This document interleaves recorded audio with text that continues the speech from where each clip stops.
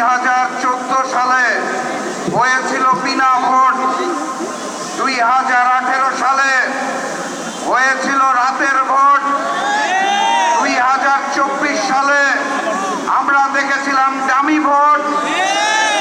শেখ হাসিনার পতনের পর ভেবেছিলাম 2026 সালে হবে আসল ভোট, কিন্তু 2026 সালে হয়েছে ম্যানেজ ভোট। লন্ডন থেকে ওই মুফতি সাহেব এসে জনগণের সমর্থন আদায় করতে না পেরে প্রশাসনকে ম্যানেজ করে, ডিপ স্টেটকে ম্যানেজ করে, কমিশনকে ম্যানেজ করে, সরকারকে ম্যানেজ করে ম্যানেজ ভোট আয়োজন করেছে। এখানেই শেষ নয়, তারা ভোটের পরে ঝাঁপিয়ে পড়েছে নির্মম ভাবে জনগণের উপরে।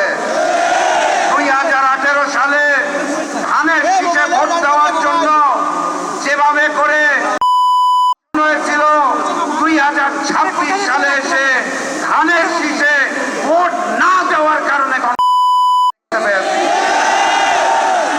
মুসলিম যখন জালিম হয়ে যায় তখন আল্লাহর আরশ কেঁপে ওঠে। আমি লন্ডনের মুফতি আর নতুন জালেমকে বলতে চাই, মজলুমরা হারতে জানে না, মজলুমরা কাঁদতে জানে না, মজলুমরা থামতে জানে না। আমরাও থামবো না ইনশাআল্লাহ।